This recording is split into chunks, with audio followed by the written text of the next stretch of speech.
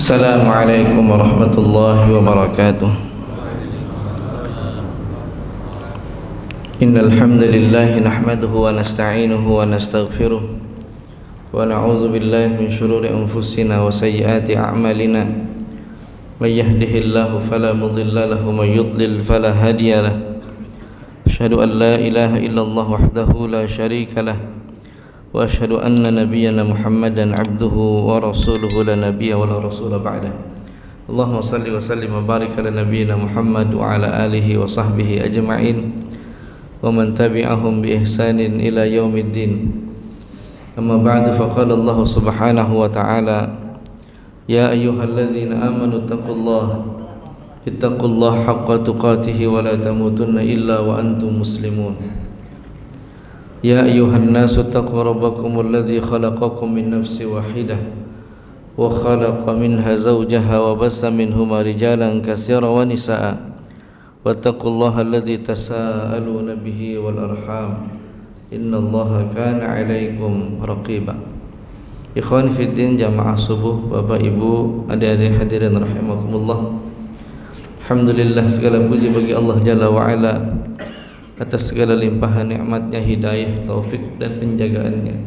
Salawat dan salam semoga senantiasa tercurahkan kepada junjungan kita Nabi Muhammad sallallahu alaihi wasallam, pada keluarga beliau, sahabat dan segenap pengikut yang istiqamah hingga akhir zaman.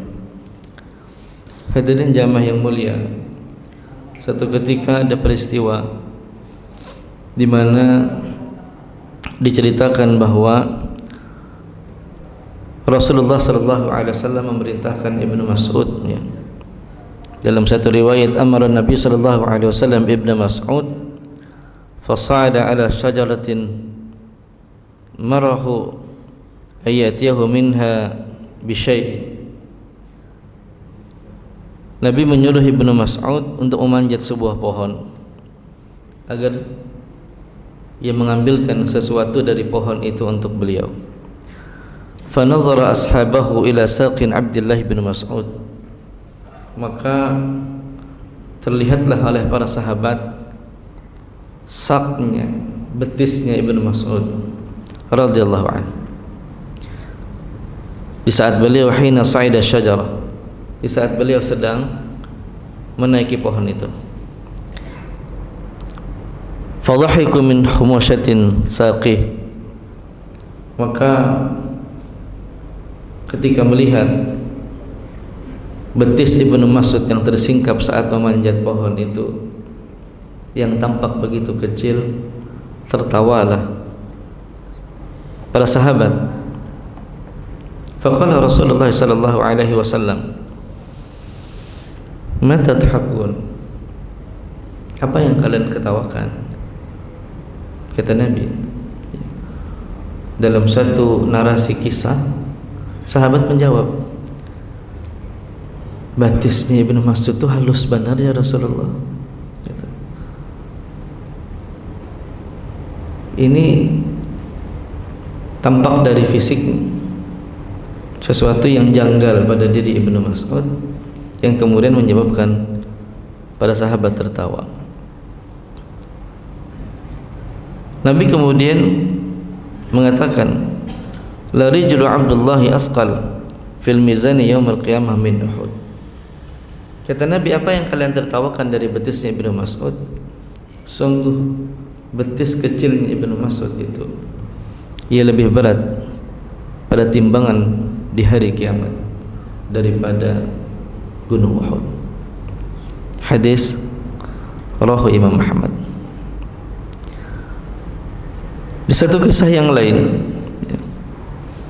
Bilal bin Rabah pernah berselisih dengan Abu Dzar Al-Ghifari radhiyallahu anhuma, dan perselisihan itu kemudian membuat Abu Dzar terbawa emosi. Abu Dzar terbawa emosi, lalu meletuplah dari lisannya Abu Dzar satu perkataan, diamlah engkau, wahai anak hitam dari perempuan hitam. Satu keadaan yang memantik emosi Abu Dzar Al-Ghifari. Suku Ghifari itu emosional, Pak. Al-Ghifari. Maka kalau kau ditahan, sehingga satu waktu berselisih dengan Bilal bin Rabah, terucaplah kalimat, wahai anak hitam dari perempuan hitam. Bilal saat itu terdiam. Ia menahan amarahnya. Dia tidak ingin membalas, sebab kalau Bilal membalas maka akan merembet tentu saja pada kerusakan sosial. Akan ada nuansa jahiliyah lain yang pasti akan merembet. Maka pilihan Bilal bin Rabah adalah ia mengadu kepada Rasulullah sallallahu alaihi wasallam. Jadi beradu itu kepada yang lebih bisa memberikan ketenangan, itu sesuatu yang lazim, sesuatu yang dibenarkan. Bahkan nanti kalau kita bicara tentang perasaan sakit hati, itu di Quran ternyata memvalidasi bolehnya manusia sakit hati. Bukan lantas kemudian kita mengatakan mun ada nampina galau hidupnya ini mesti ibadahnya kada beres nih. Menapina ada perasaan masih sakit hati oleh ucapan manusia, berarti kurang tawakal lawan Allah Ta'ala. Nah ada masalah, boleh dan wajar ya. Bahkan level para anbiya itu, para nabi-nabi itu kada kaleng-kaleng ibadahnya, itu kada main-main kesungguhan dalam doanya. Tapi ketika mereka juga mendapatkan bertubi-tubi cacian, hinaan, ada perasaan sakit hati. Bahkan Rasulullah SAW pun demikian. Kita mengenal dengan amul huzni, tahun-tahun penuh kesedihan, tahun penuh perasaan yang terluka. Bahkan Ibunda Maryam disebutkan oleh Allah,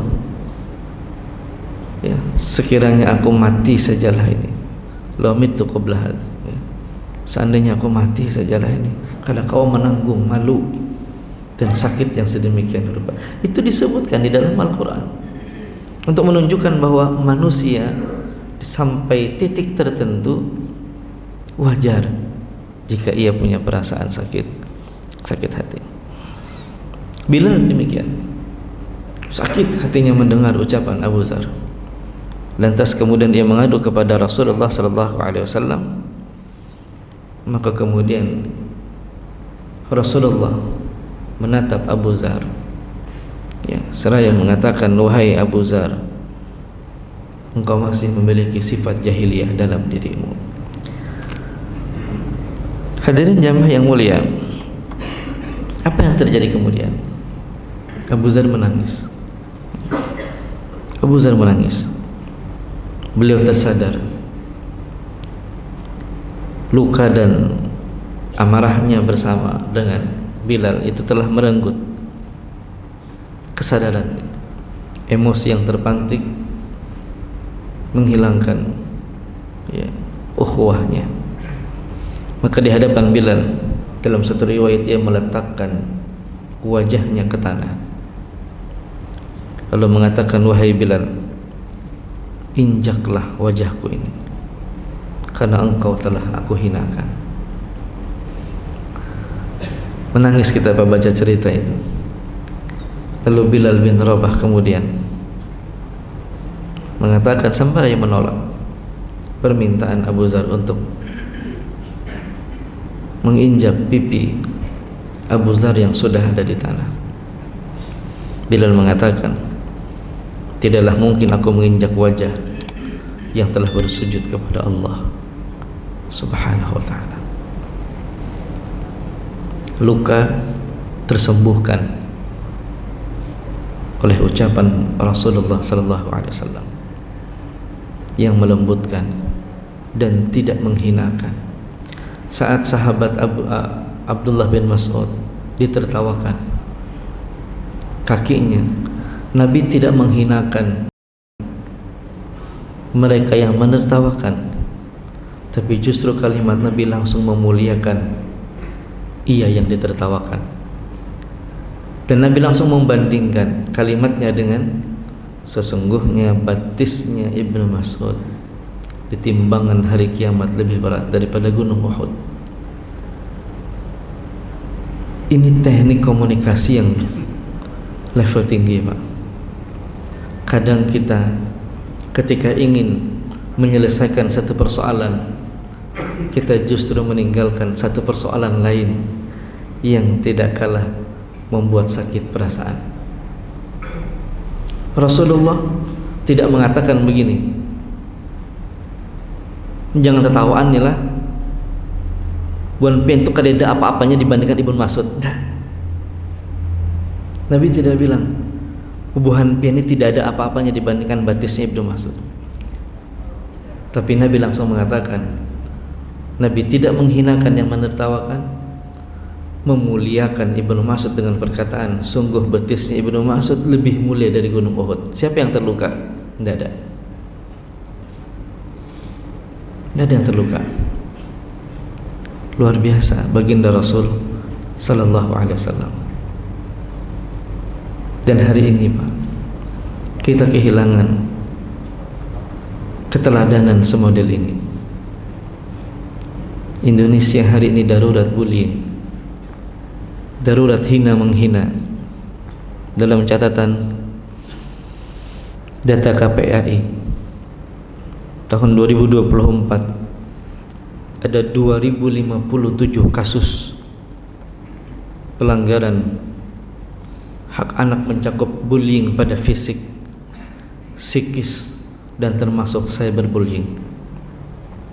Bisa dibuka dalam data KPAI langsung. Yang kedua, tahun 2025 sampai dengan bulan Oktober tercatat ada 25 kasus bunuh diri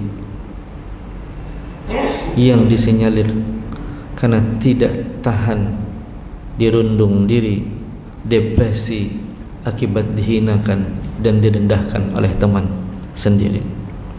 25 kasus bunuh diri, memang angkanya cenderung menurun. Cenderung menurun. Tahun 2024 ada 43 kasus bunuh diri. Pada tahun 2023 ada sekitar 48 kasus bunuh diri. Tapi data yang menurun ini bukan lantas kemudian kita normalisasi, bagus kalau begitu sudah. Nah, justru ini tidak boleh terjadi. Bahkan bisa saja ini baru data yang tampak di permukaan dan belum kita temukan data yang di bawah permukaan. Sepekan yang lalu seorang santri membakar pesantrennya sendiri. Betul ya? Seorang santri membakar pesantrennya sendiri. Bukan ia anak nakal, bukan ia anak yang tak tahu diri karena sudah diberikan ilmu, makan, dan pengasuhan, tapi ia tidak mampu mengendalikan dirinya karena ia terus dibuli dengan dikatakan ia santri idiot, ia santri yang secara intelektualitas berbeda dari teman-temannya. Anak kelas 12.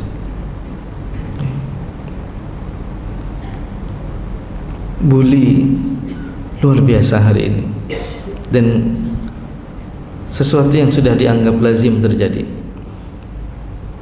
pada sektor pendidikan yang harusnya aman. Justru kemarin CNN mengangkat satu tema, sekolah sudah tidak lagi menjadi tempat aman bagi anak, gitu, pakai tanda tanya. Sebab ada tercatat 1801 kasus bullying di sekolah tahun 2024. 26% riset menunjukkan perilaku bullying di level SD, 25% di level SMP, dan 18,75% di level SMA. Ini data yang mengaku pernah menjadi korban bullying dalam data CNN Indonesia, dikutip dari Kemendikbud tentang perundungan yang terjadi di sekolah. Bentuk perundungannya pun didominasi oleh fisik 55,5%, lalu sambat besambatan 29,3%, dan cyberbullying naik menjadi lebih dari 100% dari perhitungan tahun 2024 dalam Good State ID data kasus bullying di Indonesia. Ini ulun ambil datanya tadi malam kemarin ya. Taib jamaah rahimakumullah. Ngeri ya. Bagaimana kondisi psikis anak-anak kita yang hari ini berada di lingkungan yang harusnya mendapatkan rasa aman dan nyaman, tapi justru menjadi tempat yang paling mengkhawatirkan kalau ia dibully dan mendapatkan perlakuan emosi yang tidak pernah ia harapkan. Karena itulah jamaah rahimakumullah, ini baru kita bicara tentang bullying. Memang bullying itu dalam beberapa diskusi itu terkait dengan ketimpangan relasi. Kalau sudah ada ketimpangan relasi sosial, maka potensi bullying itu pasti besar terjadi. Kalau di satu komunitas itu ada yang kaya dan yang miskin, maka potensi bullying akan terjadi antara si kaya kepada yang miskin. Apabila di relasi sosial itu ada yang kuat dan yang lemah, maka potensi itu akan mudah dilakukan oleh yang kuat kepada yang lemah.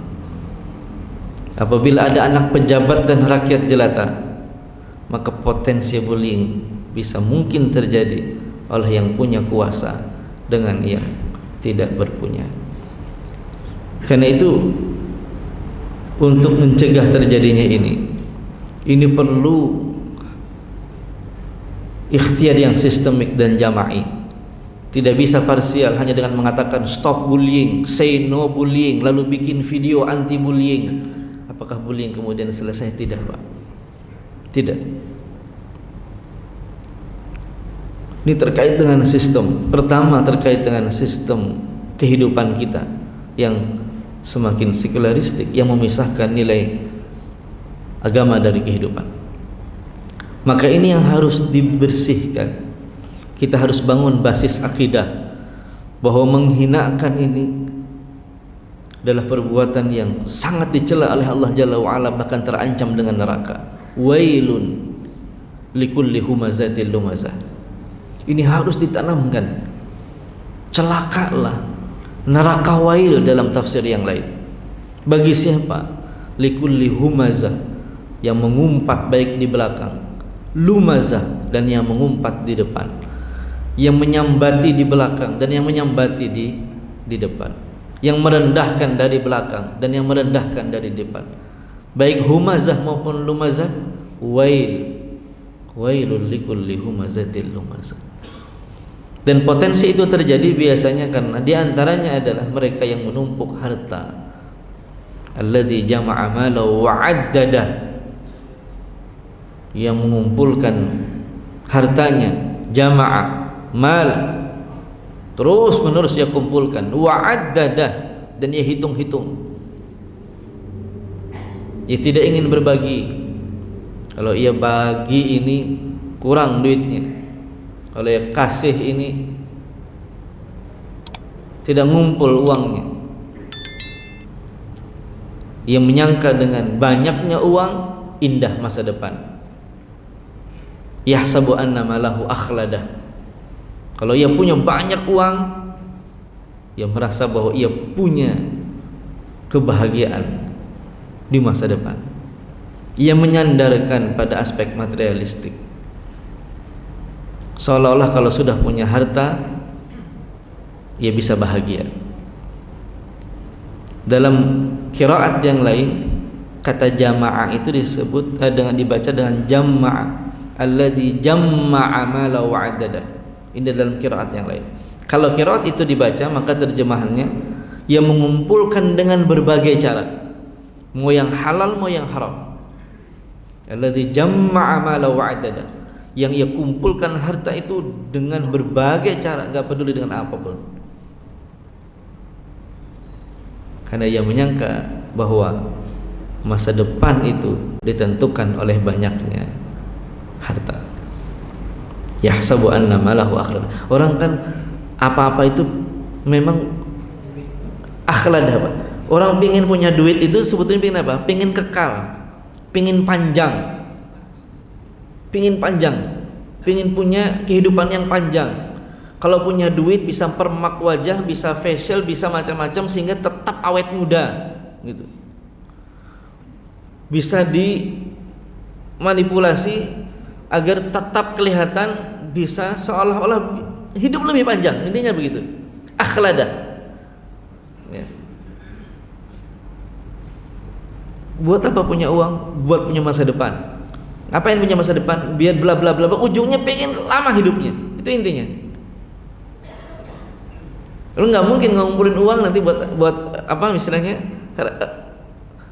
Ya nanti yang penting punya banyak uang. Mau saya mati yang penting banyak uang. Gitu. Enggak, banyak uang itu buat apa? Buat bisa hidup panjang. Biasanya begitu. Dan Quran sudah mengatakan itu. Yahsabu anna malahu akhlada. Harta-harta itu ia gunakan untuk bisa akhlad, untuk bisa jauh hidupnya, kekal bayangannya. Tapi Allah mencela itu, relasi itu. Ya ayyuhalladzina amanu la yaskhar qaumun min qaumin asa ay yakunu khairan minhum.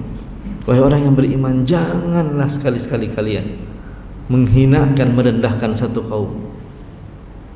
Ini basis akidah. Ini harus dibangun dari rumah. Dari rumah, Pak. Kita didik anak-anak kita untuk tidak sekalipun keluar kata-kata menghina. Dan dimulai dari keteladanan kita sebagai ayah dan ibunya. Jangan hinakan dan rendahkan anak-anak kita, karena anak akan menduplikasi apa yang dikatakan oleh orang tuanya. Maka Anas bin Malik radhiyallahu anhu yang membersamai Nabi 10 tahun lamanya, tidak pernah aku mendengar Nabi berkata kasar. Ini teladan buat kita, Pak. Dimulai dari rumah.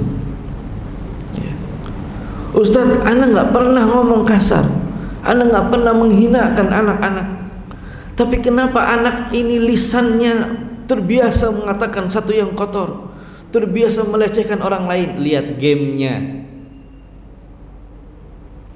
Pian tidak mengatakan, ibunya tidak mengatakan, tidak pula menghinakan, tidak pula berbicara dengan kata-kata yang tidak pernah dianjurkan. Saya sudah benar Ustaz, anak sudah gak pernah ngomong apapun. Maka perhatikan apa yang ada dalam genggaman, karena anak-anak kita hari ini banyak terinfluence kata-kata kasar toksiknya bukan dari ayah dan ibunya, tapi dari game online bersama dengan teman-temannya. Mabar, main bareng. Maka pastikan gamenya, waktunya, tempatnya, kapan anak boleh bermain gadget, konten apa yang ia boleh mainkan, di mana ia boleh bermain. Ini harus dipastikan. Bangun.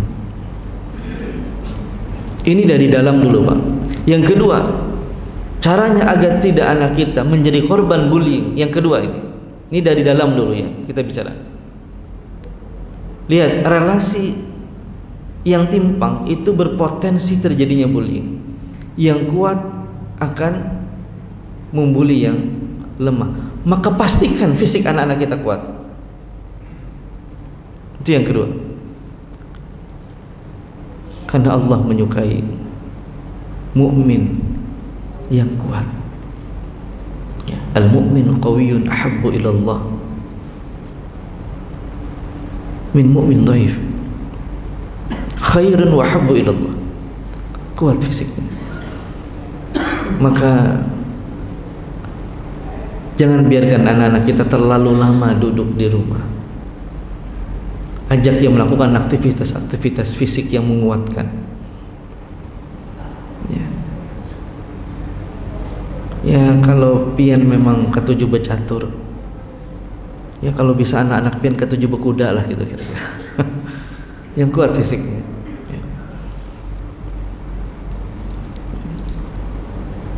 Ini sistemik, Pak. Bukan lantas kemudian kalau begitu kita menghindari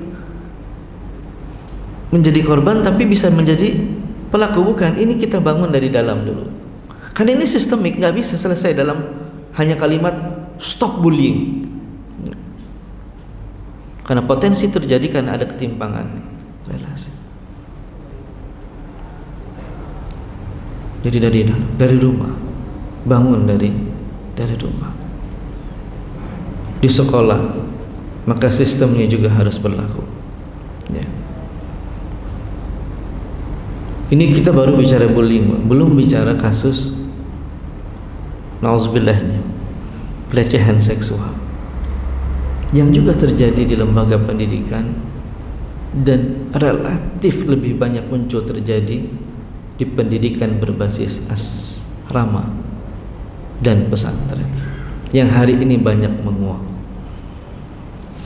Polanya sama.